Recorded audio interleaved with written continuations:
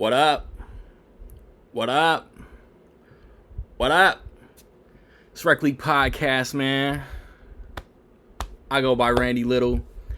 I do my best to try to contain this podcast. What is this? Episode 186. I'm not doing a very good job at the containment, but we still around. We still doing things. And on this episode, it is me, it is Sigmund, it is Nick, it is Rocket, and we talk about some trailers. Like, a lot of trailers came out over the last couple weeks. Clayface, Fokker-in-Law, for example, and then we talk as spoiler free as possible about the Michael biopic, the Michael Jackson movie. We tiptoe around some things. I wouldn't say we talk spoilers.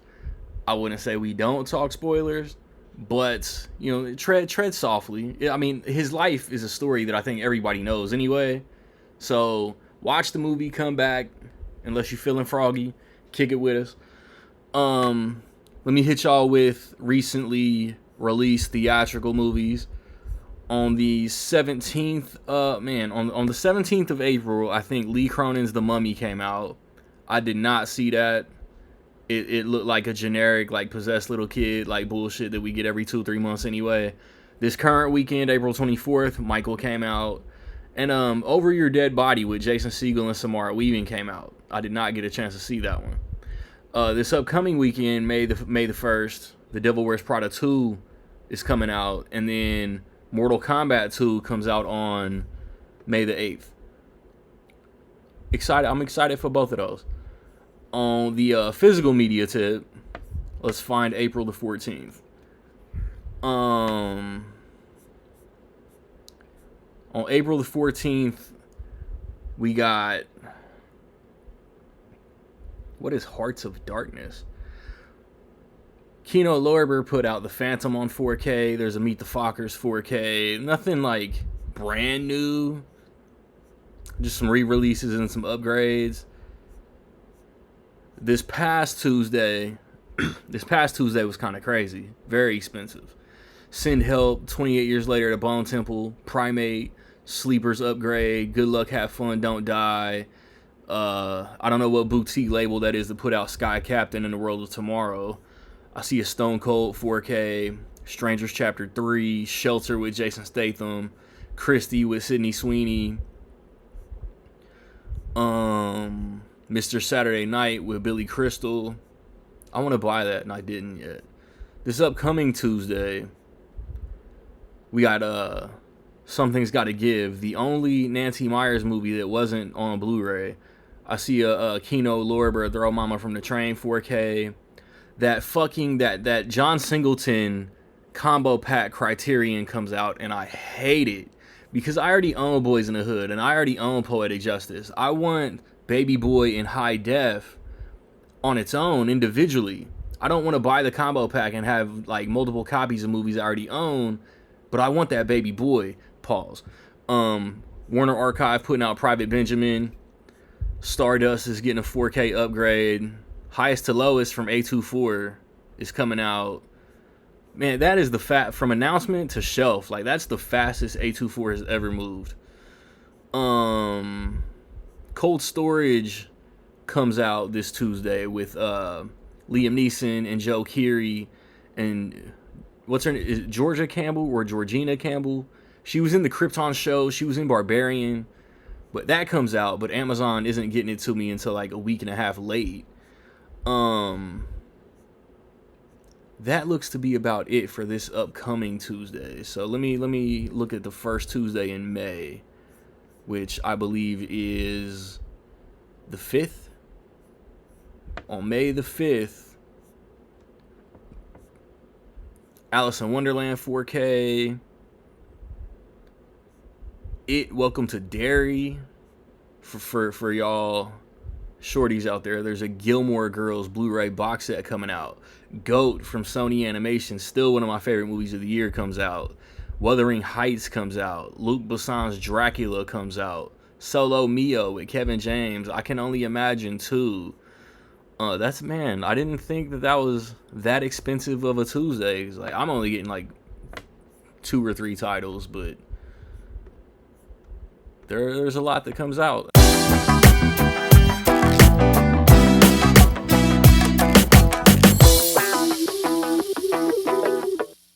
Back at it. New setup, man. I ain't even gonna flex too hard. Don't even worry about me. I'm just sitting here chilling. Like you're in the toy store. Yeah. Hey. It's like I walked in. That motherfucking said I need one of everything. I know. I wanted to shake it up past the light up sign and the tickets. The frame fucked up in transit from the tickets, so that's why it looks sideways. They don't care about that. So, Merritt is flying for work, business purposes, literally in the sky, as he put it. So, Core 4, squatted up.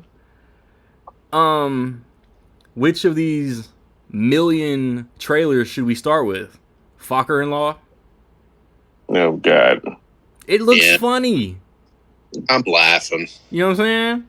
I didn't expect Ariana Grande's character to be more De Niro than Stiller. And that's what makes it funny for me. Did we watch it? Moving on. No, it looks better than the last movie. I give you that. Yeah. Little Fockers is dog ass. Little Fockers, I've seen a few times, and I don't remember it. Like it's just like a fever dream. 4 times at least. I'm shocked everybody agreed to come back after how bad the third one was. Yeah. Even like Stiller like shaded it on, and I'm just like, I don't even like really remember the plot of it. Did it have one? Let me see. The kids are there. De Niro and Stiller fight in a bouncy house. And this had to have been a Stiller idea that Jessica Alba is trying to smash Ben Stiller. Yeah. Kevin Hart's in it. I think he plays another like male nurse in training or something. Yeah. Harvey Keitel plays Randy, and I've never been more ashamed to be a Randy. That's all I remember. Yeah, I just like, I'll watch it. I don't remember it being like unwatchably bad. I just like, I don't know. The first Meet the Parents is like one of the all-timer of the last, like, since like Millennium. It's so funny. People be like, "Really?" And I'm like, "Dude, rewatch it." Bro, Jay Roach was in a window comedically for like those Austin Powers and those 2 Fokker movies, even like Mystery Alaska. Yeah, Jay Roach like had a window. Oh, funny. Yeah, he had a run. Yeah, like it's so uncomfortable, but it's like people are like, "Oh, it makes me uncomfortable," and I'm like, "Point of it though," and it's like pitch perfect, like awkwardness. I'm like, bomb. But he hits the girl with the volleyball. Like that's. Yeah. But you know something? We were talking about this. They kind of were kind of jerks in the first movie. Oh yeah, yes. They put him in some very awkward positions, and then I've never hated James Rebhorn in a movie more. Yeah, he's the one that kept repeating his name. Fokker? You just kept hitting that shit home. Fokker? Yeah. Hey, bro, you're an in-law. Go fuck yourself. Dude, it's so good. And then like, I mean, you sending dudes to your brothers who he's never met room for underwear. I mean, Lil Kim, she's like, fat. Yeah, like that awkward, like when they let him sleep in, and then he like wakes up and like it's a house full of people. Like, I don't know, like that's just like that awkward thing that it's like some dude like, want to sleep, and it's like, why would you not wake me? Yeah, so nice. He comes out, he's wearing like the pajamas. When that came out, I was like, and then the jokes, they like, oh, somebody got visited by the hair fairy. Yeah, and then he said shower fairy. They look at him like that. Y'all shit wasn't that damn funny. Come on, it's perfect. It's like but like awkward thing that they've been trying to like recapture. That's like you're not gonna. Yeah, that's but the thing is like sometimes like like Meet the Parents, fantastic. I feel like these sequels they just linger around a little bit too long. like I saw the trailer for this, and it was like, okay, it looks cool, but like after the last one, I Yeah. have no not that I have no interest. It just kills the inch. Oh, now they're making another one. Like, okay, maybe they've stretched it out a little bit too long. But at the end of the day, it's like they're dropping this. Or I think Thanksgiving weekend or Thanksgiving week. Wednesday. You know, hopefully to do it. But like, I'll tell you this right now: if this one shits the bed like the last one, they gotta stop making them. Probably they won't, but they gotta stop making them. Yeah. Walker's probably made money. I don't know. Yeah, I remember. Walker's made like a ton of money, and it's funny. It's not nearly as good as the Yeah. first. But the thing is, in 2010, that's when Yeah. it came out. Yep. Why does a comedy like this cost $100 million in 2010? That's Is that? Well, it had to be like we got. It made $310 on $100 million budget. Yeah, but $100 million comedy. What the? So that's paychecks. Yeah, I'm about to say that's Mhm. cast paid paychecks. Yeah. Yeah, De Niro, Barbra Streisand, Harvey Keitel, yeah. Dustin. The actual movie probably cost 38 million. No Yeah. shit. But it says it- worldwide it made 310. The budget was estimated 100 million. oh, So thank you. basically- we don't trust basically- Randy. Trust Wikipedia. It needed to make about 250. I mean, it made a little bit of profit. It needed to make Yeah. about like between 250, 300. So it Show made some a respect. couple of bucks, but Yeah, like, right here. De Niro and Stiller each received 20 million. that's crazy. Yeah. That's 40% of the budget. If it was, you know what I mean? Like, Yeah, it's Shit. 20 million out of 100. That's insane. But it looks,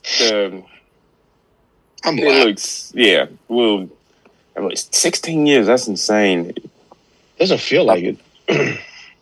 They got everybody back. Terry Polo, Black. Yeah. In it. They need money. That's why. So Oh,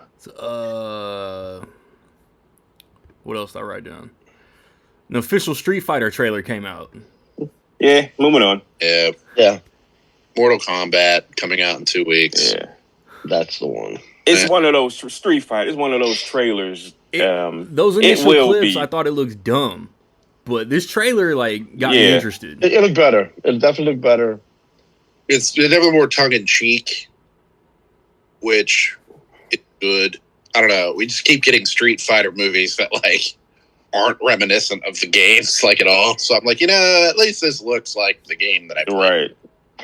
But that's the Has- thing is though. Sometimes whether it's books, video games, whatever, some adaptations are just hard to do on screen. Yeah. Like Resident Evil, fucking apparently.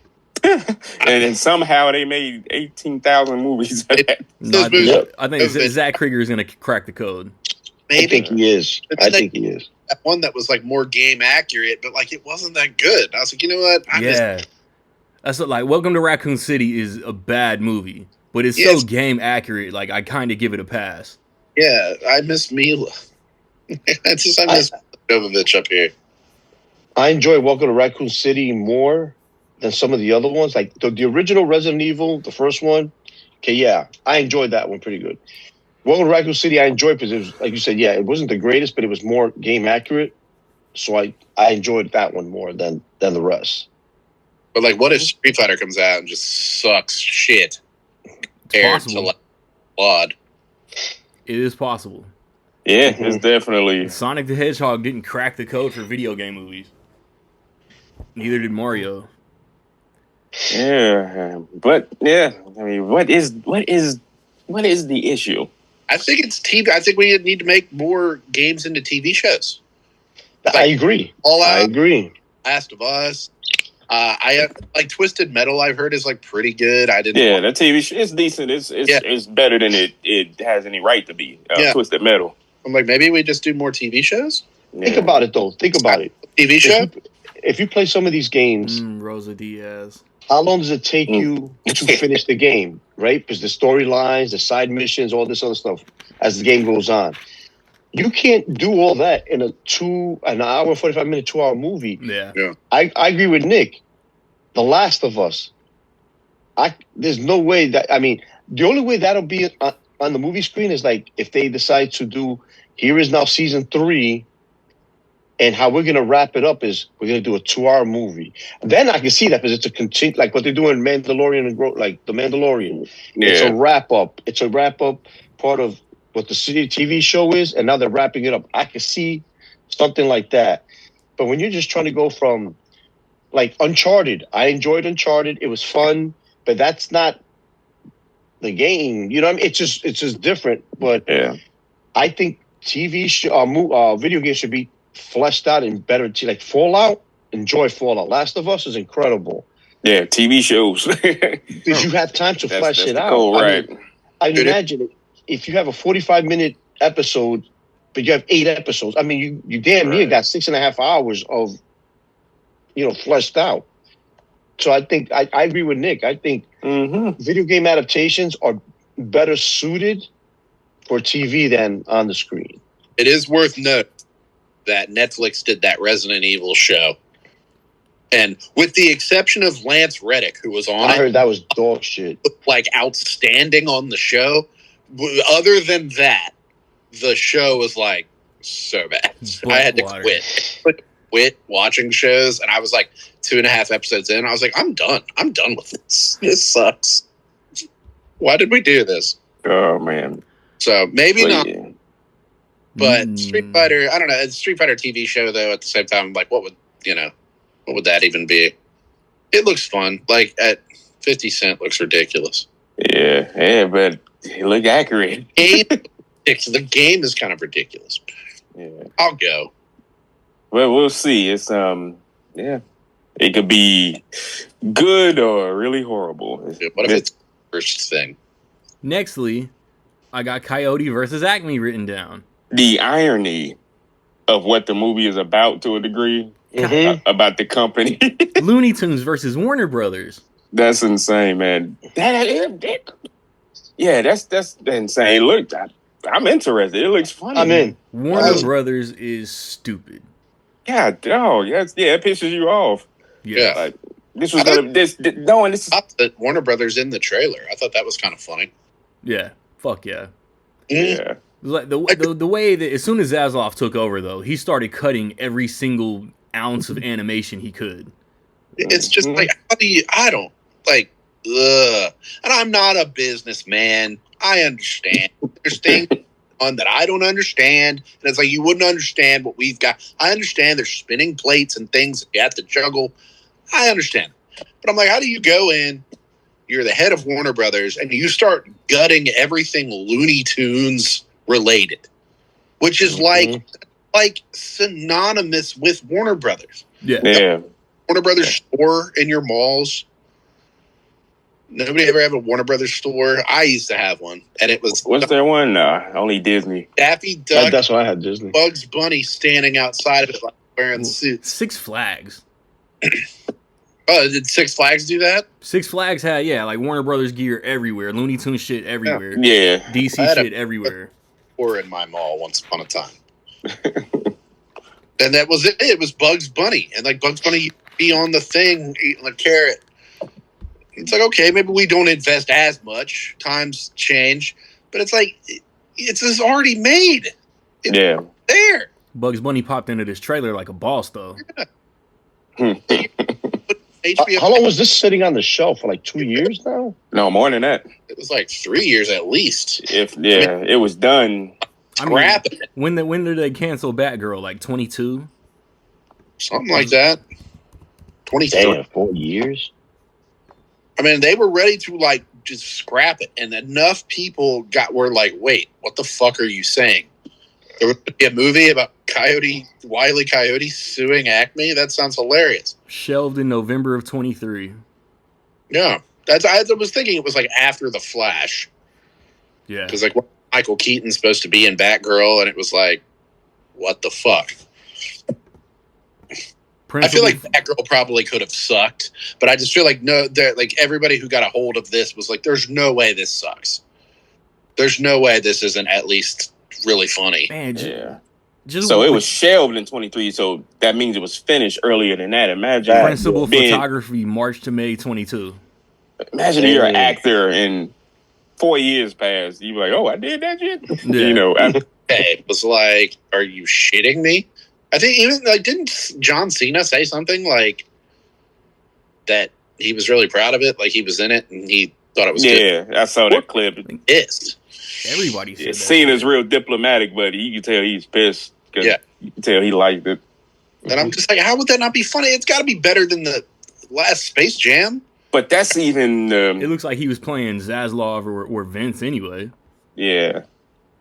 And like, yeah, and that's what I'm wondering. Like, he's gonna come in there and it's like, oh, you just didn't want that negative depiction. Yeah. The day the Earth blew up. I still haven't watched it. Oh, it's so good. It's so good. I start like my massive like Howard the Duck all the way to Brand New Day Marvel binge in like June. So based on my theater getting Super Troopers 3, I'm gonna shuffle some shit around and try to do like a Looney Tunes thing that week. Yeah. Howard the Duck. Yeah, I'm starting all the way back. I think I'm gonna split it, but Somebody just sent a Yeah. story. Howard the Duck. After they had a studio screening for the executives, and after the movie, 2 executives got into an argument and a fist fight. That's great. yeah, and that movie still got released. Yeah. And And I'm led to saying- the creation of Pixar. Yeah, that's insane. The history of that movie in itself, the behind the scenes and the treatment of Yeah. That was Hollywood is a weird place. It's like the end of Straight Outta Compton. He's like, I'm gonna start my own thing. He's like, yeah, get out of here. What are you gonna call that bullshit? Oh man. Pixar. Yeah, George Lucas was on. That's insane. George Lucas Yep. was on Hard Times. Yep. Yeah. George Lucas. I've heard of him. But yeah, I mean, you know, it. Yeah. I hope Fuck people. yeah. I hope people like put their money where their mouth is. I doubt it. I just do. I feel like there's not going to be a ton of marketing for it outside of this trailer. But I'm there. Catch Day Up one. Entertainment. What do they have, like $2 for more? Yeah, But God bless them. Yeah. Day the Earth Blew Up was hilarious. And I was like, that wouldn't have even gotten released in any capacity, probably. Now, lastly, no, lastly. and did I miss anything? You know what I'm about to bring up. Did I miss anything else? There's a few trailers. There's Practical Magic 2. Oh, Pass. I mean, I'll go. It's not like one of the I'm big- already. I've seen AMC theaters. I see enough Nicole Kidman. there's- Her and her sparkly fucking pantsuit. Yeah, this is where somehow Heartbreak. Shut up. no way. wait, was that your Australian white woman impression? I don't know what that was. That's how it sounds to me. It's He gibberish. became her. That was transcendent. No, but go Practical ahead. Magic did come out. There was My Evil thing is, Dead. this is you're at AMC already, and then they hit you at the end. First, you get commercials, which I'm not here for commercials. If that's the case, I stay home, watch TV. But then they hit you with back to back to back Oh, AMC I'm sorry. commercials. Let's specify. I'm sorry. Before we get to Practical Magic, I got notes.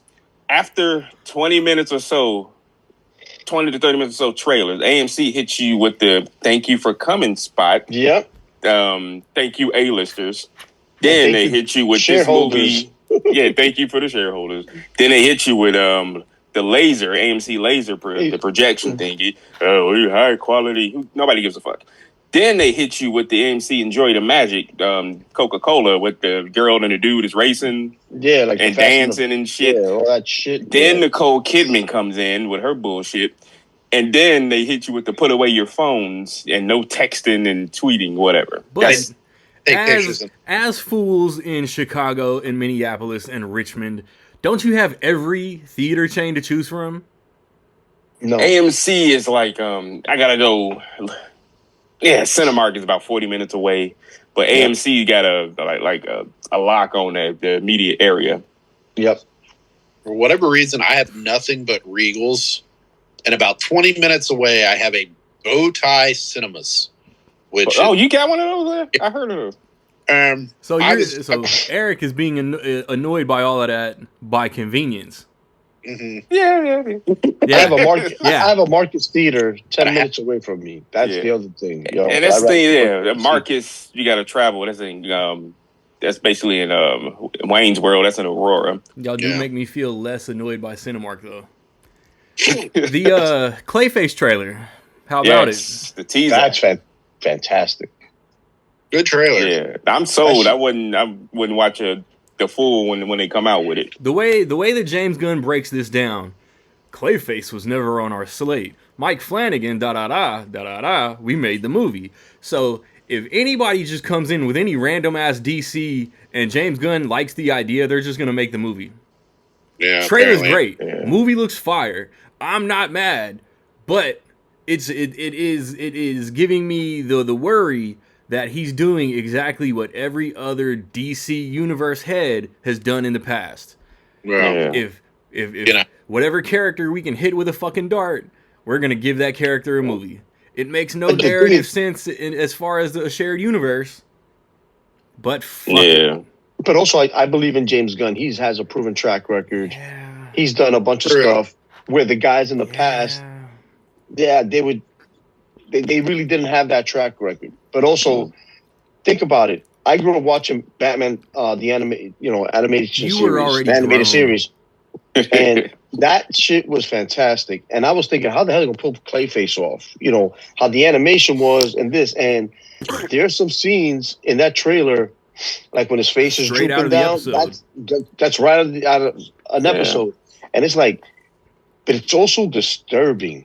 And that's Yeah. what I love about Mike Flanagan. Like, if you've seen Hush and all these other movies, Hush is great. he has that twist. And Yeah, like, he's- watching it. It wasn't had horror. The intensity of some horror films have, but also it wasn't more that it was more creepy watching Yeah. this trailer. Like it made you uncomfortable. I think he's gonna nail what that other dude tried to go for for Fanstick. Josh Trank. Fan Forstick, Josh Trank, because Josh Trank publicly said he wanted to make a body horror movie, like a body horror element out of the Fantastic Four, because technically that's what it is. Sort of is. And Hey. yeah, Sure. and the studio jacked him up. But a cool thing in the trailer, Clayface. I don't know if you noticed when he's laying in what appears to be a bathtub. It's him. That's not a bad. It's him. You see his like right shoulder is blended into the thing he's laying in. It's his body. If you look Mhm. at it again, I'm like, oh, yeah. But I didn't notice that. yeah, look at it again. You can't unsee it now. My hot take is I would almost put money down. This is connected to Pattinson's Batman. I would I love hope so. to see. No. I hope so. I would love to see that. It is. I'm sorry. I'm gonna put money down, and like Yeah. Matt Reeves is producing it. I wouldn't doubt that Flanagan wrote it like that and then presented it that way, and it is. I think it is, and furthermore, I think it. I've never been more convinced until now. So call it now. They're gonna try to fold Pattinson Batman into the just make him ECU Batman. Now that part. No. That part I don't know, unless Yeah. they do Matt Reeves' trilogy. Whoever knows when that takes place, or how long that's going to happen, Yeah, and they're then doing a hell of a maybe- lot of casting, but yeah. and then maybe after that, I can see him being folded into it. But until I think that takes place, I don't know. Do we get Pattinson in a post credits, mid credits? I think he's in the fucking movie. I think he's in that. Mm. I think Because I'll be honest with you, the tone of that, and I know it's a teaser trailer. I know it's Yeah. a teaser. The tone of it definitely fits in with the world of the Batman. It That's definitely does. everybody's trying to say it's like, oh man, how are you gonna fit this in Superman? And I'm like, this is gonna fit into the Batman, and I think you can do the Batman with Superman that came out last year. I think you could. That's the thing. It's like two sides of the coin. Like, oh, they're gonna blend. They're not gonna get along at all. I'm not 100% saying that's what's gonna happen, but I've never been more convinced until this trailer. Then I'm like, I'm thinking they're just gonna be like, look, the people love Pattinson Batman. They want more of that. Why do another one? Why introduce some guy? Clayface is already in Creature Commandos. He was. People are saying it's a different Clayface. I'm like, that's stupider than the Harley Quinn Clayface and the Creature Commandos Clayface are different faces of Clay. Yeah, I love the Harley Quinn Clayface.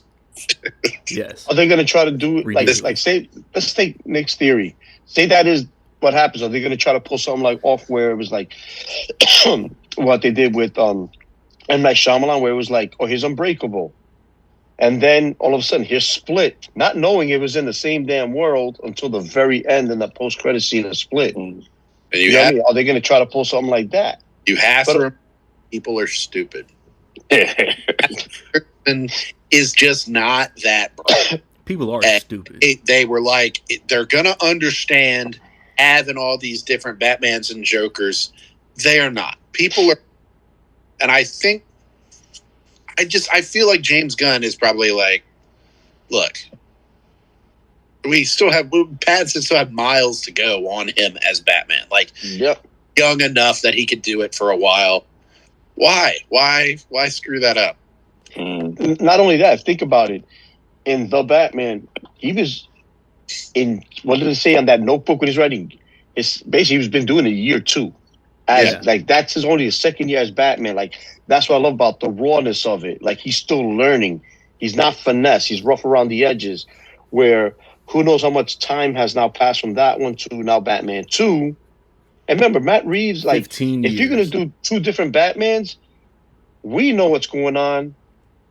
But some of the normies might be like, well, I thought he was Batman. Well, I thought he was. Fuck Well, the who's normies. Batman? Yeah, and that's the thing is, it's like I don't know if Pattinson's going to get folded into it right now. But I can see him after maybe the second one. Maybe things change and it's not supposed to be a trilogy. Maybe it is, because I think at the end of the day, maybe James Gunn, I think, made a big mistake when he took over DC in the sense of saying, Shazam, these other movies, they're not going to be part of us. Those movies were Dead Man Walking. That's why I think some of those movies, not that they were going to make $1 billion, but I think they could have made a little bit more money. He should have announced that after those movies were done. No. Facts. So I think, it was like, you remember like Fury of the Gods, like Harcourt and Diebeard showed up. As that was. So I was like, okay, maybe we leave it open for Shazam. Like, why not? Nobody else is going to play Shazam for 20. Yeah.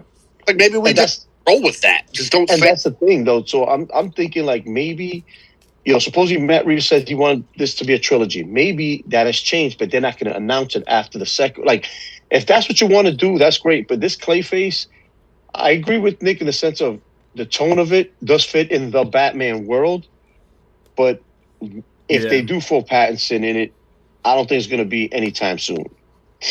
I can see them. Gotta set up the Justice League, though. But I can see them just like down the line, just being like, so we're going to cancel The Brave and the Bold. That's what I was thinking of. We're going to be like, instead of that, we're just going to go with Matt Reeves. He has just pitched an absolute home run over here with the Batman 2, and we're just going to work that in. I would love to see an OG Batman with a Damian Wayne. I would not like to see that shit directed by Andy Muschietti. That's what, like, yeah, that's what I'm like. Muschietti did The Flash, right? Yes. Yeah. Like, the Batman stuff was good in The Flash, more or less ish. Yeah. But it's not even The Flash, though. It's just like, he's horror guy. I just don't want to see him doing Batman. Yeah. It's not even that, too. It's like, say this Batman and Brave and the Bold, it doesn't hit. Let's just say it doesn't hit. Yeah. Now you have a Batman in this world that you're trying to build, just doesn't hit. Nothing against the actor. Like, it could be, sometimes there are miscasts, or just some people just don't fit the role. And nothing, not their fault, but just say it doesn't hit. But Matt Reeves, Pattinson does. Like, now that's going to be weird. You have now, like, an Elseworld where the Batman, that's the one you want to see. even in that this world, but yet the Batman you have in this world isn't even that term fitting. Elseworlds, like Gunn will say that, and I'm like, a normie doesn't know what that means. Yeah, Yeah. That's the thing. that shit And works for the comics. It's been like 7 Right. years. I don't even think motherfuckers understand that Joker with Joaquin Phoenix isn't connected to anything. Yeah, they're like, That Yeah. pissed me off. my mom's Yeah. asking where Jared Leto is. I'm like, baby. Yeah, That- well, that's the the only thing. thing you got going for it is that James Gunn is a nerd and he'll fight for it. That's Yeah. right. It's one of those things. Like he is not giving. Yeah, And then how He's a- fast is Paramount going to tell him to get the fuck out of my office? Well, that's the thing. I was just gonna say that. I was like, What the fuck? not to get political, but like we already know how James Gunn feels about the people taking over and who they're connected to, and he's voiced his opinion pretty well. I think once Lanterns comes out, all these projects that he's doing for the upcoming years, the next 1 or 2 years, once his contract is up, I think he's gonna be like, I'm out. Maybe. And then we're going to start from scratch again. Yeah. Hey, Son of a bitch. and it's now that Warner Brothers approved the sale. First of all, I don't even know how Paramount's going to pay for it. That's the thing. It's like it's Hand jobs. Formula. Yeah, that's basically the usual Hollywood currency. but the thing is this though is I guess James, just give us some- our Justice League Ninja Turtle Transformer G.I. Joe collaboration. Yeah, it's like from what I heard is like half the purchase is coming from money borrowed from the Middle East. yeah, So it's that's, all great. that's business. That's You're always business, borrowing. right? But the thing is, this is now how much say though is like if I'm lending you $10 billion, As you long as damn you right still better owe me money, believe. you're gonna I make I'm have gonna have a say. say, right? And that's where it's going to be interesting, but I don't think Yeah, James Gunn is going to ride it through his contract. And I think he's going to be done. yeah. But that's what it's just jacked up with it. There's always gonna be some goofy who gives you a lot of money. Maybe that'll I don't get know him if y'all getting back to seen Marvel. Ed Wood. The Ed Wood thing, when Ed Wood was trying to get some money for his movie, it was a big oil tycoon. Like, I don't care what you do. I just want a big explosion at the end. And, Yeah. you know, you're My going to God. have somebody, you got to. What's his name? Spider. What's that, Nick? What's his name? Shit. What's his name? The kid What Kevin Smith. is his name? about the giant spider.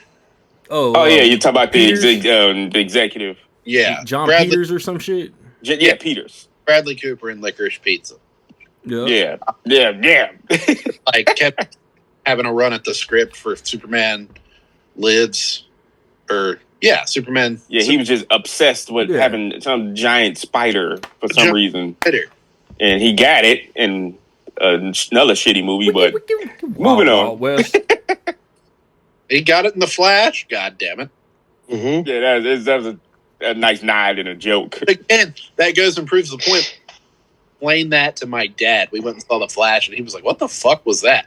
I was like, "That was a super, super inside Hollywood joke. Yeah. No one else in the theater understood, but me. It was Luke Cage. So, capping it off, Clayface looks great. Yes. It does look good. Whether Real it's good. connected to anything or not. Yeah. If it's a Joker-esque actor takes experimental things and becomes a big glob, or Yeah. if it's connected to last year's Superman or next year's Batman, who cares? Let's just Also, have Also, a before good we- time. one little side note. Remember what James Gunn said. Once they cast the actors for these characters, if there's an animated version of that character, that's who's going to voice it. So at the end of the day, because he wants that, everything Continuity. to be continuity. At the end of the day, we need to know. We're going to find out sooner or later what world this Clayface is going to be a part of. Sooner or later. It's just the Harley Quinn Clayface, though. Which Alan Tudyk. I'm like, oh fuck! Alan, so Alan that's Tudyk is Clayface in Creature Commandos and Harley Quinn. that, Alan Tudyk is not playing Matt Hagen.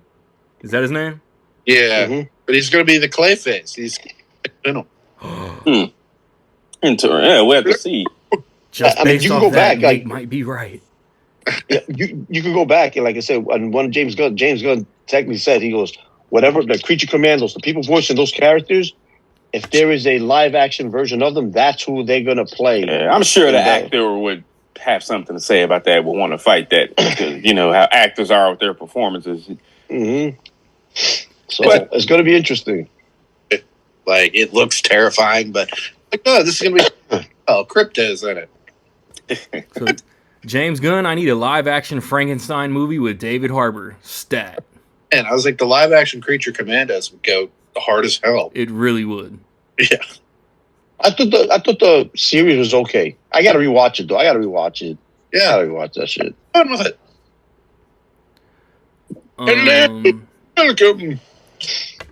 So since half of us haven't watched Michael yet, how do we want to navigate through talking about this movie?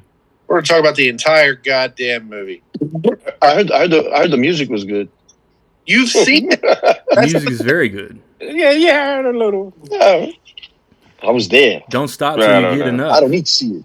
I don't need to see the movie. I was there. Yeah, but the structure and what they covered, and I don't know if you could be. How about just do what we did earlier? Talk about most of the real life man and how we know him and stuff like that. You don't want to know. I know him. Well, that some of that could get cut from the movie. Oh, See, man. Well, Like- he was like I was saying born in earlier. Indiana. That's the most important thing. No, it's not. They It's- don't. My whole thing is I wonder if, like I said, Antoine Fuqua had this movie already done, and because of the Jackson Estate messing I up, know what we could talk about. I'm sorry. Go ahead, Rocket. them messing up, he had to redo a lot of stuff. I wonder if that's why this portion of it turned out the way it Mostly, is. the third act is has been confirmed to be. But one thing that's been a controversy, and I want to ask Nick and Randy about it. Don't ask me shit. And so there's a connection to producers wise also, and all the editing wise. So my boy, I'm a fan of him. The editor, same person who edited, the same Academy Award winning editor, edited Bohemian Rhapsody. Forget his name. Nick, name. John. No, what the hell is his name? He directed one movie, Urban Legend: The Final Cut. John Ottman. John Ottman, yeah, he's a filmmaker, composer, editor, Yeah, he's a composer. and he's an Academy Award-winning editor for Bohemian Rhapsody. And that movie was criticized for one scene in particular for his editing, the meeting scene with the manager, or whatever. But so what I wanted to talk about was the critic versus fans controversy. The movie stands at the highest rated fan. It's 97%, 97, and 38%. By the critics. Yep. I think it's better than a 38%, but it's not good. It's not a 97%. Yeah, but the thing is, I wasn't a fan of Bohemian Rhapsody. How they tackled it. Rami Malek, great performance. Yes. It's one of the great performance in the mediocre movie type And deals, Jafar is in my great, opinion. too. What's that? Jafar is Oh, great yeah. too. That's what I'm hearing.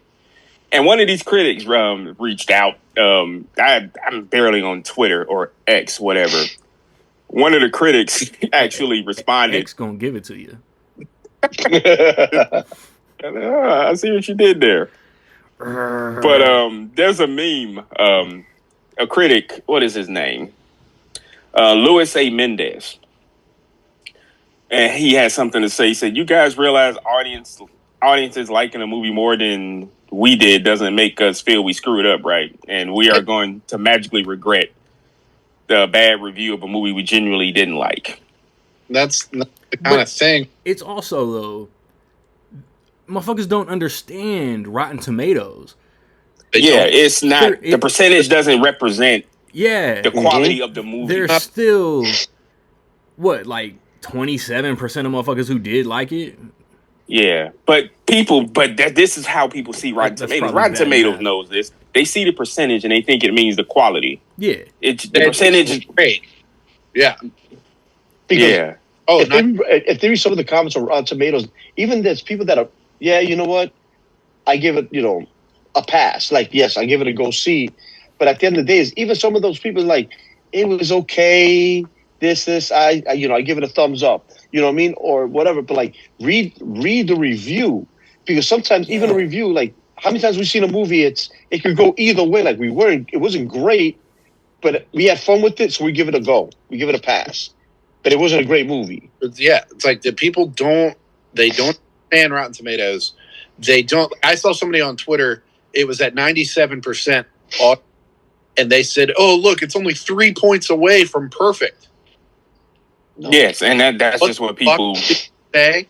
And the points perfect. I was like, you don't understand. But I was like, these are the people. Yes. Who are giving it this kind of review? Like these are the people who do age in film outside of this, and it's like that's okay. It's allowed, but it's like that's like they can't fathom the idea. It's like Michael Jackson fans who are just going to go see the movie regardless. Yeah. Enjoy themselves regardless. And that's wearing my Michael shirt, I've got the glove on, and it's like it's weird already. Yeah, I saw somebody on a bus stop had the whole Thriller joint on. They were like I mean, think about it though, these biopics like this, at the end of the day, Rocket Man, critics gave it an 89. I bet you loved it, didn't you? you got 1 second. Shit. The fans gave it an 88. Rocket Man was fire. Yeah, but that's what I'm saying. But when it comes to stuff like this, like Eric said, Bohemian Rhapsody, the music was fantastic. Obviously, Rami Malek, fantastic performance. But that's what these people they don't give a shit about the movie. They're there for the music. It's the same thing. Bohemian Rhapsody. It was like the other side. It was like Bohemian Rhapsody's like twin. Like it was that. So depending on how you felt about that movie is how you're going to, like, the average person was like, oh, I thought it was great. It's like Queen's music is great. Yeah. Yeah. Theater, and it ends with the Live Aid thing. And you're like, wow. Right. And then you walk out like, wow, that movie was great. It's like the movie. And you walk out on a high, so you think the whole movie's good. The movie, right. Yeah. And then Live Aid performance was great. Right. But you've seen the Live Aid performance. Assuming you're a fan of Queen, you've seen that. You know. Mm-hmm. So it was just like, why? What was it? It was just you watched a bunch of dudes recreate it. That's not like you actually stop and think about it. It's like that's not that cool. And like this movie did that. That was my biggest problem with it. Was like I've seen Thriller 800 times. I used to do dance in my bedroom. I'd be like, I've seen it 800 times. It's on a tape. Can you do the kick? Yeah, and that's not exaggerating. Thriller has, with the B, 1.3 billion views on YouTube. That's YouTube. That's in the 20. And and people watching this. But yeah, it's like I've seen it. I've seen Thriller so many times. I know the beats. I know the dialogue. I know the thing. And instead of like, but Thriller the video changed. Like it's like an exaggeration when you talk about it in some things, but it's not with Michael Jackson. No, the video changed like the landscape of pop music. They put it on MTV, which was like unheard of at the time, and it changed MTV.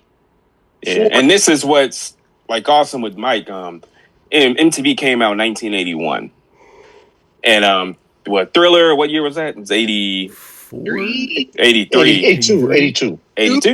Yep. And so yeah, Randy, don't say shit, Randy. You know you old.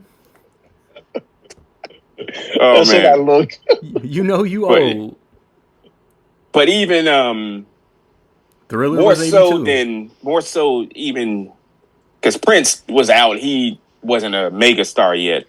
and MTV was criticized. And I like that David Bowie called him out on this. The interview was out there about like Michael Jackson, transcended race.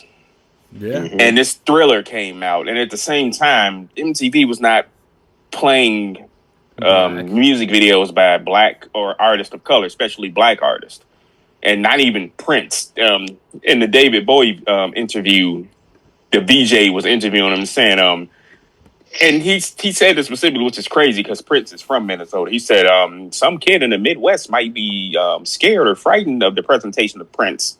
And David Bowie, like, what the hell are you talking about?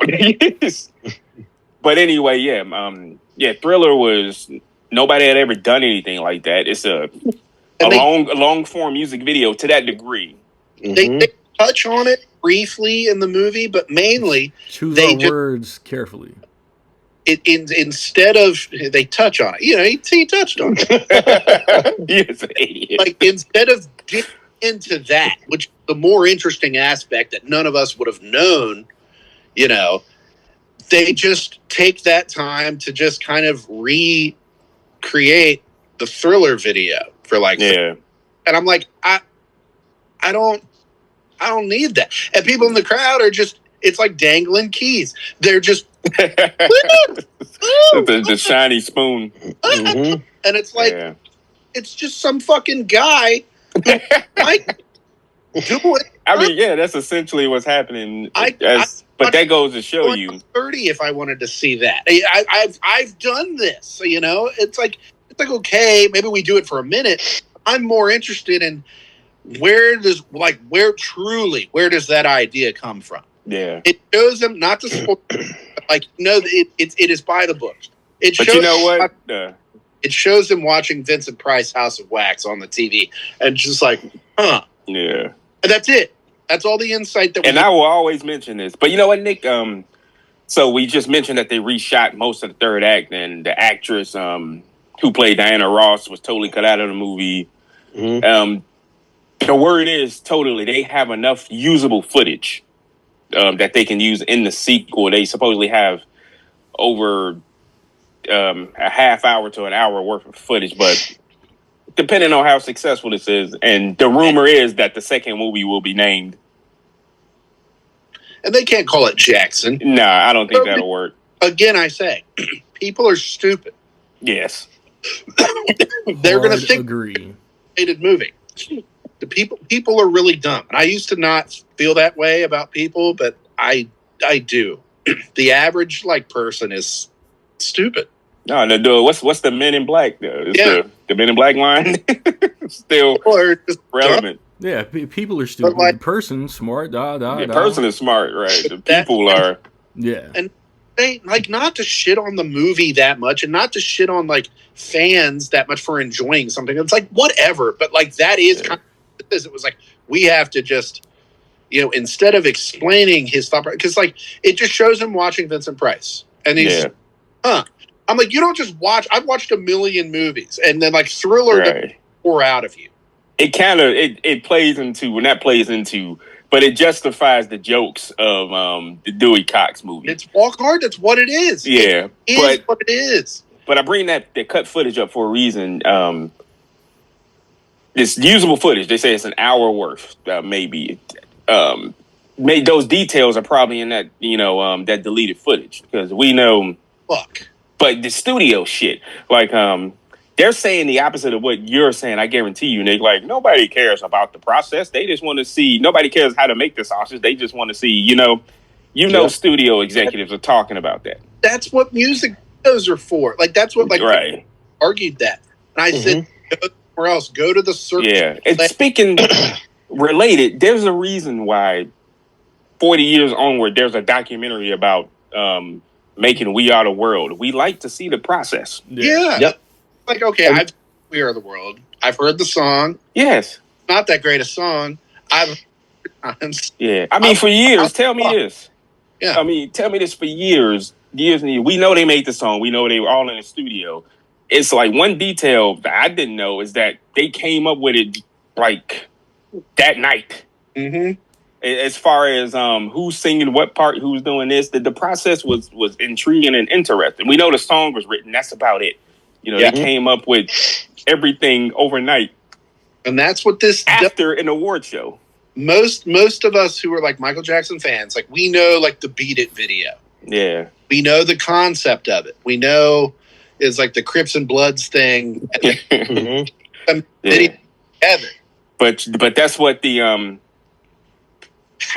that's what the studio is. They want to reach the broadest audience possible. And also you got to realize, I think Ray does both things. Yeah, that's true enough. Ray does both. Ray is like the template. Yeah. Also, how long is Ray?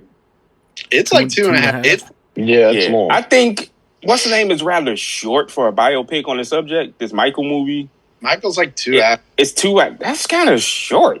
It could have been a half hour longer. And that's why I'm talking about this. That's why I'm leaning into this deleted footage. Like, there's a version of that movie out there that's definitely longer that Fuqua wanted to put out, and the studio had something to say about it. And the funny thing is, it was the Michael Jackson estate that messed up. That's the thing is, Lionsgate, Warner Bros., all that, they gave him the go.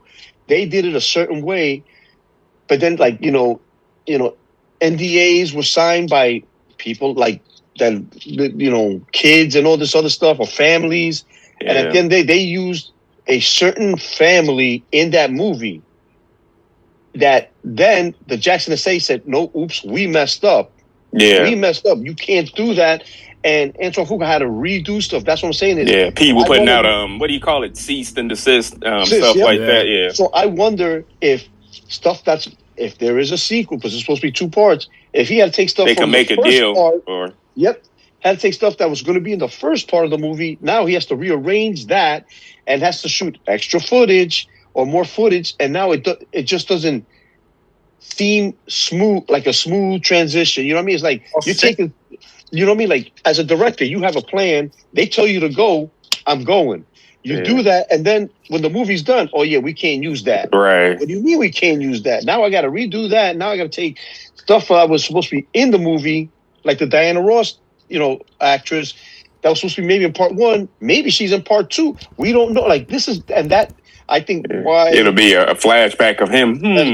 Yeah, exactly. But I agree with Nick though. It's in you, Eric. Like it's the process. Like I understand we've seen Thriller and all that. And we've seen how the process, have you seen the making of Thriller? But that's the thing is, like, the album, how did that, I want to know, that is, I think, the most sold album in history. I mean, Thriller, if you sell an album, if you're 3 times platinum, that's fantastic. This thing was 34 times platinum. Yeah. That's about, and that's up, like now, that's about 70 million copies. It might be even more. It's going to be more. It's going to rechart, right? It's going to be more after this. And at the end of the day, it's like, how did that come about? They touch on it. Like I said, I keep saying touch on it. But like, it's just he's like, I want to make the greatest album in the world. I want it to be for everyone.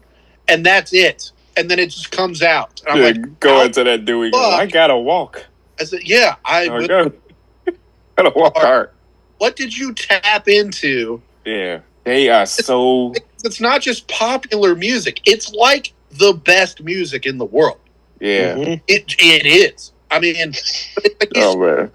Singing Billie Jean without explaining, where the fuck are these lyrics coming from? Who is Billie Jean? You're not hanging out with no female little girls at all. Who is Billie Jean? Where is that song coming from? She's pregnant and it's yours, but you're saying it's not yours. Where is that? Yeah. At no point do they even reference it. He's up there singing Human Nature and people are crying. It's like, what are you talking about? What is this song? What is it that is reaching the people? You remind me of Jim Carrey from Truman Show. What the hell are you talking about? Who are you talking to? I'm like, beat it. They talk about like, he's like, but it's just every bit of thing is just him watching TV. And it's like, oh, it's fucking Kelly and Singing in the Rain. I love it. And it's like, that's how you learn to dance? Fuck you. That's not how that just doesn't happen. If you watch the movie Celine, Selena's dad was in a band, and he just didn't make it big because of like the racial issues in the 60s. Mm-hmm. That was untapped potential that he never got to like live that dream. And then you get to the 80s, and his daughter likes to sing, and he's like, oh, she likes to sing. So he gets a bunch of instruments and insists that his family learn to play the instruments. And they're like, we don't want to play the instruments. He's like, no. Okay, so how about this? This Question for all y'all. I understand Nick's frustration, and like I said, this is a big studio movie, and you know the suits, knuckleheads. Give me your personal best movie biopic of all time. I know that's a hell of a question to throw out, but we're talking about it.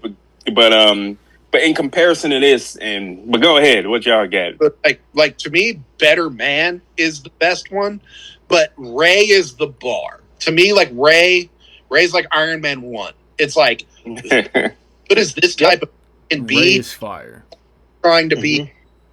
It's not the Dark Knight. It's not Spider-Man 2. But it's like, you can be as good as this. You should all be trying to be as good as Ray. Ray is the bar to me. I agree with Nick. Like, with me, people are like, what's your best MCU? What's your all-time favorite MCU movie? To me, it's Iron Man 1. And they're like, well, this is better. I'm not saying it was the best, but to me, it's Iron Man 1. Because if that movie, it's the OG, it set the bar, and if that movie didn't work, there is no MCU. To me, Ray, Jamie Foxx's performance is fantastic, by the way. You know, it's just follow the steps that this did, and you'll be just fine. You don't have to do exactly tweak it, but that's it. Like Bohemian Rhapsody, I love the music. The movie was okay. The movie was okay. Yeah. You know, what makes that movie is Rami Malek and that Live Aid scene. That was phenomenal. Like that was the creation of that. And like you said, the movie, you know, that's the final thing you remember. And Randy said it. You leave on a high note. This movie is great. Yeah. You know, it's what's the saying? What have you done for me lately? Man. That's the thing. It's like that's the last thing you see.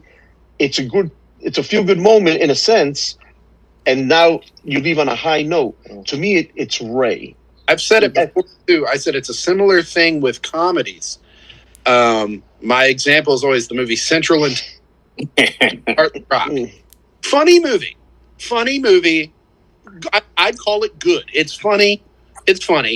But then when it ends, the outtakes play over the credits. And most of those are funnier than half the shit in the movie. Like, you're like doubled over laughing. Yeah. The theater, and you're like, God, that movie was so funny. It's like, the movie was fine. The movie was like a B. The outtakes. Yeah, A++. Man. That's why. Yeah, but what do you got, Randy? I don't know about an all-time favorite. I'm going to just throw some movies out there. So... There are great ones. Fruitvale Station, Hacksaw Ridge, 42. No, musician biopic. Oh, just musicians? Yeah, I can't shout Man on the Moon right quick. Nope. You didn't put me in a bubble. Yes. Jesus. I mean, or stay close to the top. Nah, cause he initially said biopics. He didn't say based on musicians. That's what I meant. I'm sorry. Yeah, okay, if that shit was implied, I'm torn between Ray and Straight Outta Compton. All right. Okay. Straight Outta Compton pushed 2.5 hours. It's killing me with this runtime. Really, really, really good. But it takes some liberties too. It does. That's the nature of filmmaking. Yeah. I mean, Cube and Dre are involved. Yeah.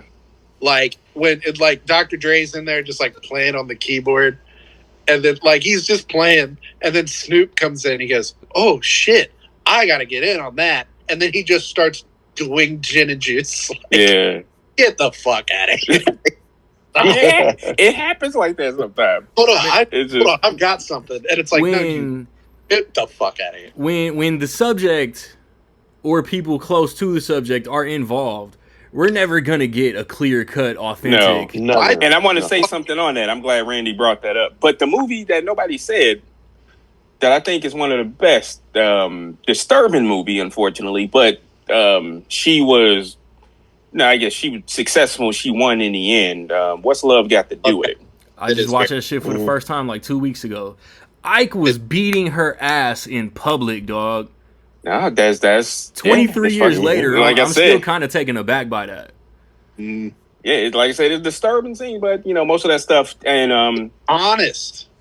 yeah. It's like hurts and all. It's like, oh shit. The interesting thing is, I don't know, it's not irony. That was a very abusive relationship, and Ike was one of the most famous scenes in the movie actually didn't happen. In the booth. No. That unfortunately that did. But the scene in the restaurant, everybody they joke about it. No, eat the cake. Like, come on, have some cake. Just eat the cake, Adam, right? That's eat the damn cake. Yeah, it's like I hate the title. That's based on one of my songs. I've been meaning to bring that up. There are so many musician biopics that are just song titles. Yeah, and this really becomes something that Rocket we Man talked was about. His nickname. Mm-hmm. This wasn't something that we talked about probably until Bohemian Rhapsody. Yeah, like Bohemian Rhapsody's stupid. Rocket Man makes sense. Like Walk the Line makes sense. But it's like I want to dance with somebody. Like fuck you. I don't mind a song title, a famous song title, being the title for a biopic. But when you have to put the artist's name with it, that's what I hate. Yeah. We don't need Springsteen in the title. We don't need Whitney Houston in the title. Bob One or the Marley other. in the title. Yeah. Bob Marley, One Love. It's like you could have just called it One Love. Yes. Yeah, but Nick, this is the studio saying what you've been saying most of this episode.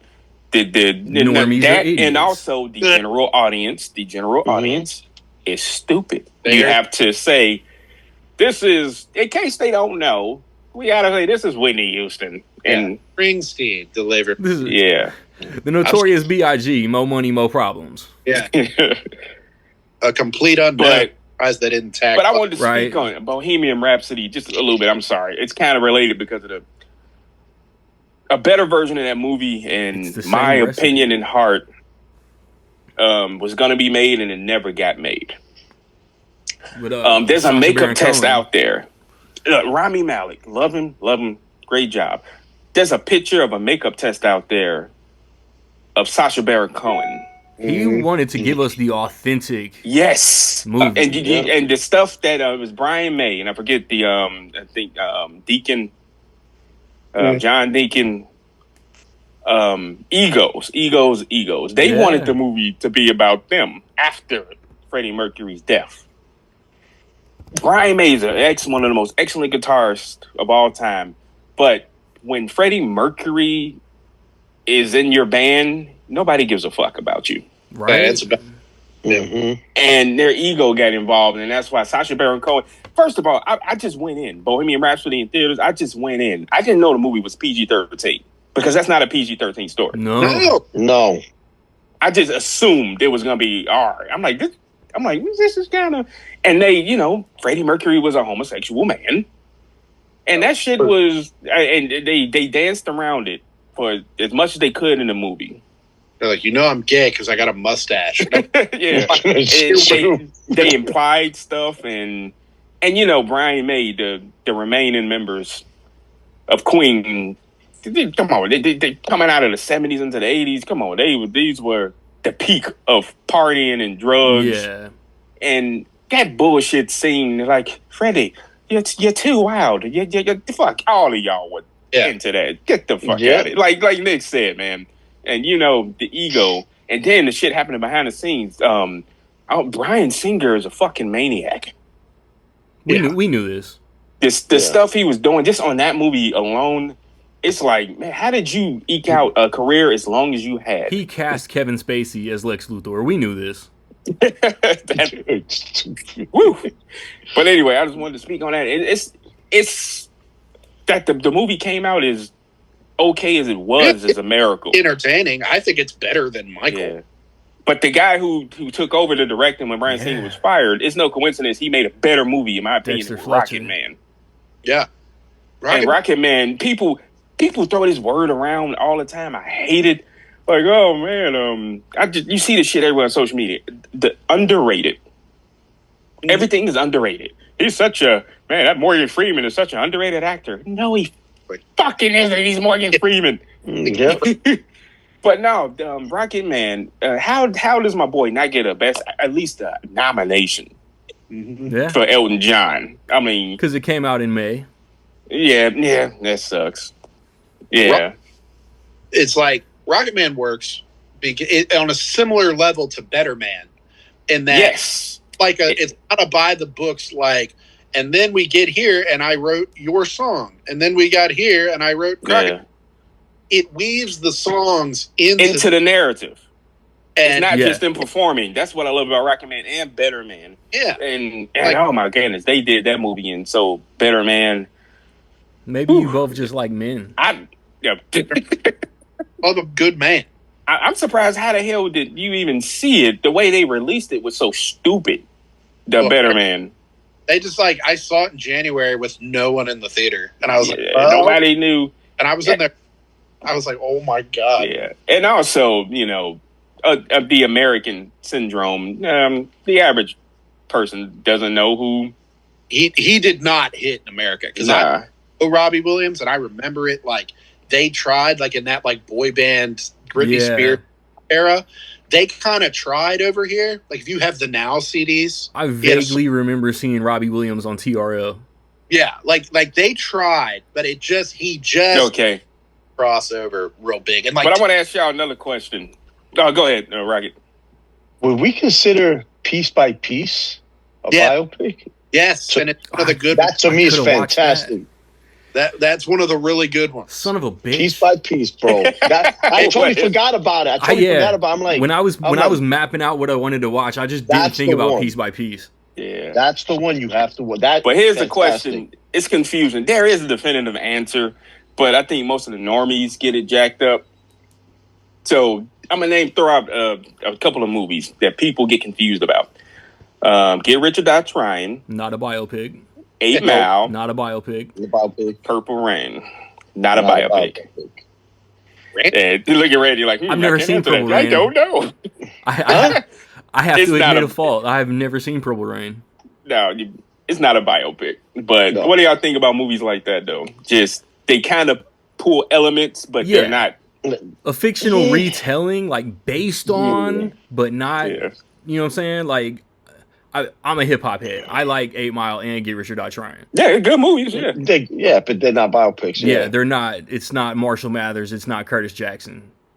And then name some other ones. I know there are other ones like that, but those are just the top that stick out. Movies like that Top to me, Gun. it's like movies like that is like they use it, title of a song of this artist who's in the movie, but also it's more like here is a small glimpse of what my life was kind of ish like or whatever. You know what I mean? It's just, Yeah. but it's not a biopic. It's not a biopic. You watch the movie Mother Mary is in theaters right now with Anne Hathaway. It's not really in this conversation. I don't even know why I'm bringing it up, but it, see that it's kind of like based on like specific pop stars, and it's like, fun. Oh, people always mistake what's the name? It's like 5 different versions of them. Bradley Cooper, Lady Gaga. Stars Born. Yeah, there you go. Yeah, Mhm. people always think that story. I mean, it's based on elements of like every, You get like Jersey Boys, you get like the 5 Heartbeats. yeah. And trust me, Real- and yeah. I'm a black man. They aren't real. In the black community, people think the 5 Heartbeats are real bad. That thing you do, it's like that's like the Monkees or some shit. Yeah, it's a lot of movies like that now that you bring them up. Like, man. Stillwater. So he's an old school. What was that? He's an old I school. always like, thought Jersey Boys was legit. Nah, it's Jersey like Boys. it's the 4 Seasons. But it's like not. and this is where I was going to I lead thought- into like Frankie Valli's a like- real dude though. Yeah. Yeah. It's what Eric was saying. There's one. It's on Criterion, Huh. and it's a female rock star who has struggles with drugs and all that, Like most of them. played by the great Bette Midler. It's called The Rose, Oh, good guy. He went back. right? And I remember. What are you? bro, Randy, The don't say fruit that. is so low hanging, bro. Like I can't like y'all. And the thing is this, I remember my mom watching it, and she loved the movie and all that, but she's portraying she's not this person, but it's a kind of a portrayal of Janis Joplin Mm-hmm. at a Yeah. point. Yeah. It came out what, late 70s. 79. Wow, they're literally late 70s. Yeah, Oh, 79. man. But Good this is God, like I haven't seen that, heard that. I just thought of it because I'm trying to think of stuff, and it's like The there's one Rose, that my yeah. mom liked, and that was the one that just finally popped into my head, The Rose. And it's it's like what Eric was saying. It's it's not a song title. Well, it is. The Rose is at the end. Yeah. That's what she sings at the end. But there's not, the person's name is not really mentioned. That is Janis Joplin. You know what I mean? But that's who she kind of portrayed in that sense. If you go back to the 70s and 80s and like they were putting out biopics like the Buddy Holly story. Yeah, got him a nomination. Academy Award. Coal Miner's Daughter is really good. I don't know if you've ever seen it. Sissy Spacek. He's Sissy Spacek, yeah. And I remember watching that a lot when I was a kid. For whatever reason, my mom and I used to say, she was like, "So you coming here all late? You sound like a big old bear growling." And like I forgot it until like last week. I was like, "Fuck!" I used to say that all. What music biopic? It was made for TV, but what music biopic did John Carpenter direct, starring Kurt Russell? Elvis. People forget that's their first movie. So with La Bamba, what would that fall into? Oh, that's a biopic. Yeah, that's legit biopic. I'm gonna watch that. I can't do it. The Bamba's good. Bamba's good. I think Selena is good. Yeah, I really like Selena. Yeah. People don't really talk about it as like one of like the really good biopics. But first off, I think Jennifer Lopez is great in it. Yeah, she's good in that movie. She effort. Yeah. Second off, That's all it takes. and it's Sometimes like weird, that's all it takes. but it's like Selena, her life was cut so short, tragically, horribly. She wasn't, in the spotlight super long. So it's like the movie didn't really have a choice but to like dig in to her like young life and like made it better. It's like, oh yeah, I know about Selena the person now. I don't just know her music. I had motherfuckers try to tell me that Selena like wasn't that popular down here and shit. I was like, okay, that's cool. Oh God! But it's like to get your movie made 2 years after you were murdered, you had some sort of impact, bro. Like, come on. Oh yeah, she was already doing the thing. She was poised to like explode here. Yes. And within a couple years, like a few years later, if you remember, like late '90s, early 2000s, like that kind of like Latin pop, like hit was like Ricky Martin, Jennifer Lopez. Kira, like Mark Anthony, like all this stuff. She would have kicked that off in like 95 and she'd still be around. Who knows what she would be doing. And I've always thought that was a really good movie. And it's PG. So it just kind of ends. Like that's the only thing. It was like they didn't want to dwell on it, I'm sure. Yeah. But then she got shot. It was very sad. R.I.P. the end. And it was like, wait, what happened? Selena's really good. Circling back on La Bamba, I don't know, maybe it's because Lou Diamond Phillips he was older, but you realize like Richie Valens was 17. Yep. Yeah. That's insane to me. Also not Hispanic. He's not Mexican. He's like Filipino. Lou Diamond, yeah. But nailed it though. Yeah, no, he did a hell of it. And what's his name? Not what's his name, but I always thought Buddy Holly was the young guy. He was in his 20s. That's yeah, but that's just insane that happened. And I forget the other guy was in the plane. The Big Bopper. The Big Bopper. The Big Bopper. But no, that sucks. But no, good movie though. Elvis Presley and then me. There's a lot of. Beer. I'm not Buddy Holly. Bro, that's just finding out over the radio though, man. That shit sucks. Yeah. Yeah. I mean, you never want that kind of news, accurate. Bro, but over the radio, man. Yeah, that's accurate. They couldn't get that information. Like, yeah. But man, yeah, it's a interesting subgenre, the music biopics. Then I remember like the Tupac movie. Oh yeah, we didn't mention that. And Notorious, how you brought that up. Because it's fine. All Eyes on Me. It's just okay. All Eyes on Me, man. Like good lead performance. It's like if you got a good lead performance, motherfuckers are gonna call a movie good. But there's just some kind of like fucking Lifetime vibe about All Eyes on Me. I can't explain it. Yeah, I don't let that pass. Just like the Bohemian Rhapsody, and that's not gonna pass. I'm gonna recognize the performance. Yeah, all day. Before All Eyes on Me, I rewatched Tupac Resurrection, the documentary. Yeah. I was like, I haven't seen this since like it came out. I'm going to rewatch it just to get my mind there and like hype myself. And then you go watch the movie, and it's just that. Yeah. It's literally that. I did the same thing. The Digital Underground thing, and then he did Juice, and it's like, I know he did that. He was in the movie Nothing But Trouble. Yeah. When Digital Underground had that little scene. And it's like, I know. How did it happen? I know he made Thriller. I know. It changed the world. How did he make it? They talk about John Landis like they make reference to, yeah. Ask John if we can do this. And they're like, okay, I'll ask John. How the fuck did you get John Landis to direct? Yeah. We want the ingredients, not just the... Yeah.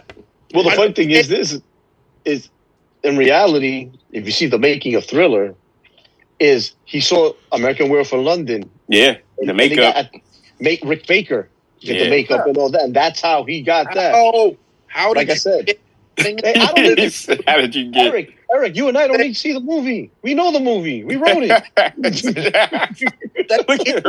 That's what I'm talking. Like, there's no Selena. Like I said, the dad gets the kids involved, and they're like, "Dad, we don't want." But he's like, "No, we're gonna do it." And then, but were we talking about this off? No, we were on Wax talking about video game movies going into TV shows. Mm-hmm. Yeah. Did y'all see kind of a musician biopic, the Wu-Tang Clan series?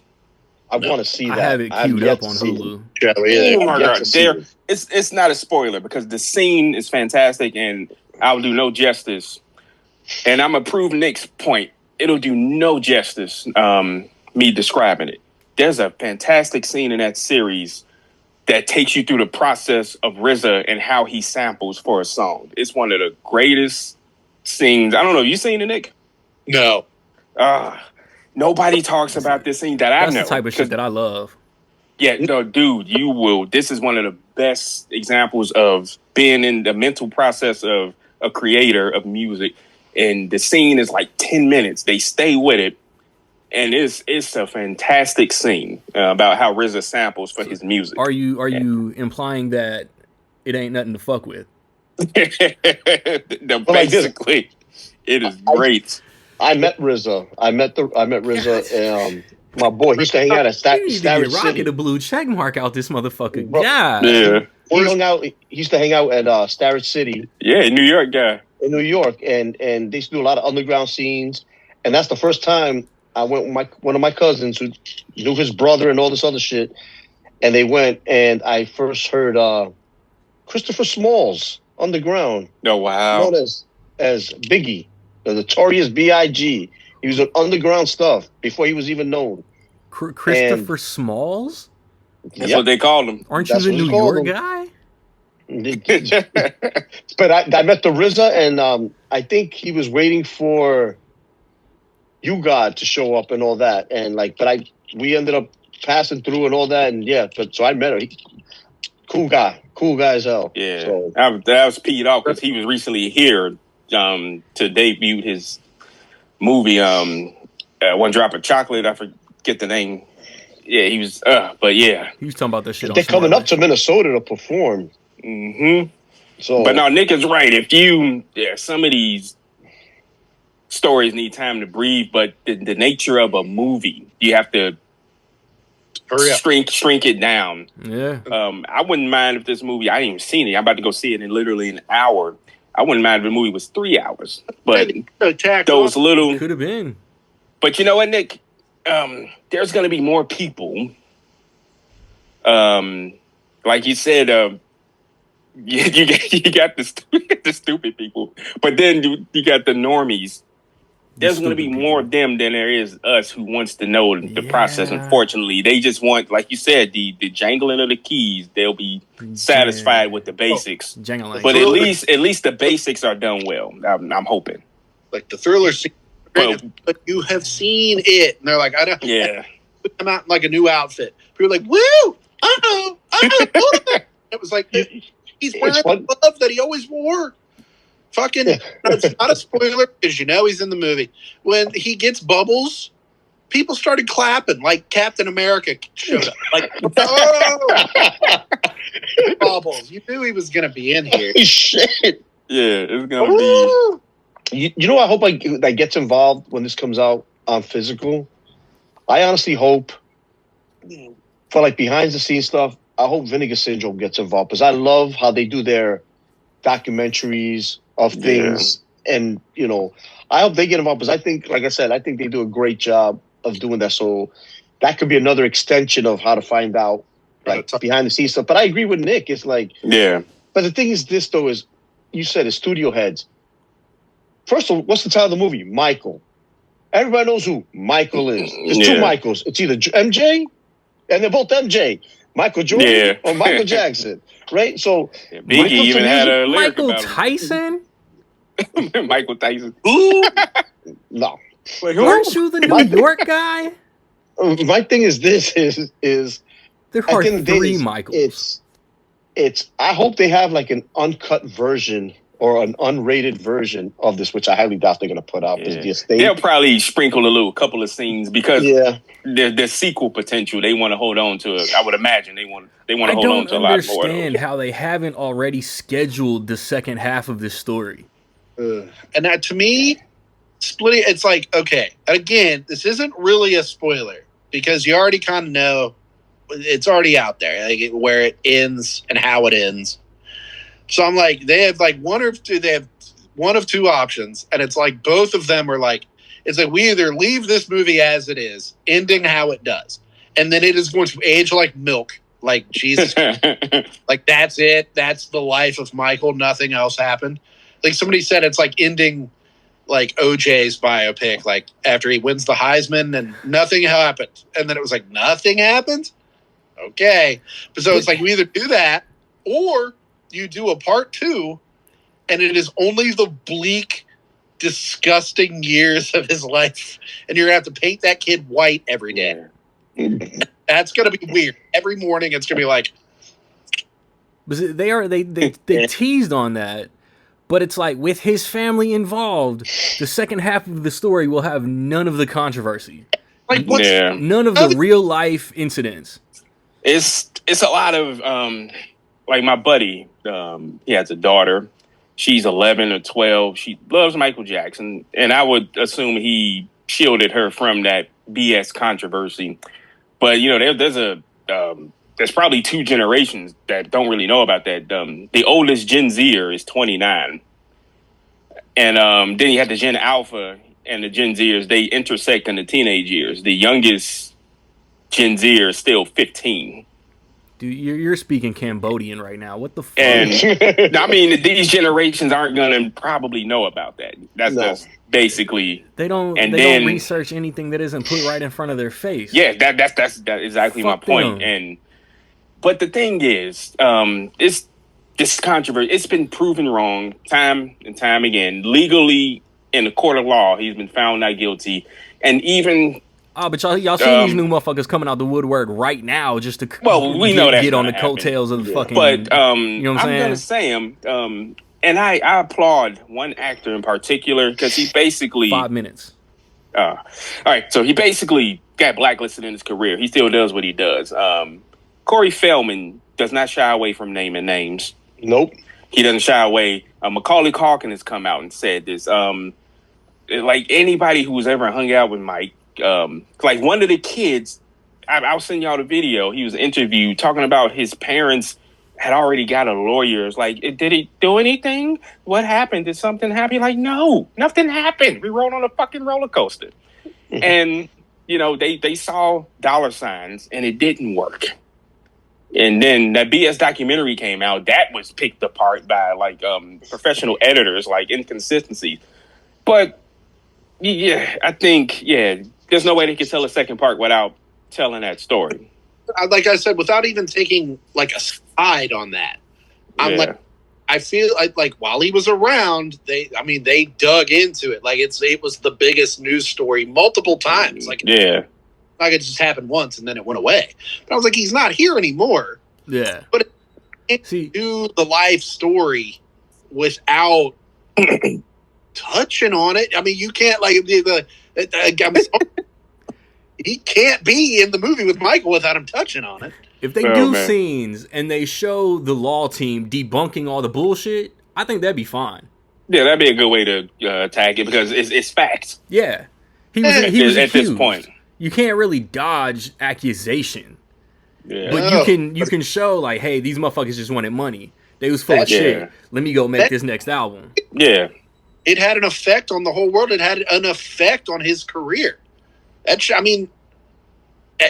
killed him. I mean, it's like he wasn't doing any kind of drugs or anything when he was young. He was a pure, kind-hearted, naive dude, like that really never got to fully mature.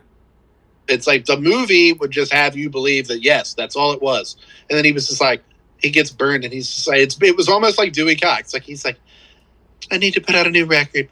It's gonna heal the world. He didn't do that. But it's like, bro, like, I think that's a little on if the there's nose. any accuracy to this shit, like he was a fucking workhorse from age 10. Yeah. And it's like, I don't know. It just the only insight they had to that was just like, oh, it was his dad, and it's like that's it. That's it. I wanted more of him giving Joe pushback too.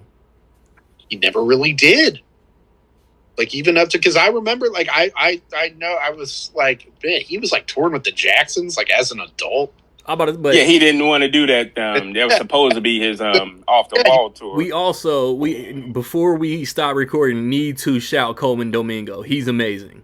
Yeah, great actor. That's where my 3-star rating comes in. I was like, you're not going to put like Coleman Domingo in a red and like not get a good performance like out of a role. He's got the meatiest role in the movie. Yeah, the kid that plays Michael is good. He looks just like him. He sounds just like him. He does the dances. I would have liked to have seen that performance harnessed into something more interesting than what we got. Because what we got is just, I'm going to write an album. And it's basic. Yeah, that's what studios want. That's what they. Gonna change. This is how they see the audience and what they can process. And this is why most of the audience they accept, for the most part, mediocrity when it comes to these type of movies. It's true. And not saying that it is, but it sucks. That's what the system is. And and then when it's something original, we're about to record. I'll tell you about this off air, but yeah, this is why stuff is based on stuff that's based on stuff. That's why they're afraid of original material. And with that, I'm assuming in 2 weeks, some sort of Mortal Kombat 2 spoiler thing, unless y'all want to do Devil Wears Prada 2. and a bigger, like we did today, a bigger video game movie conversation. I will be back putting a wrap on this. It is Rec League.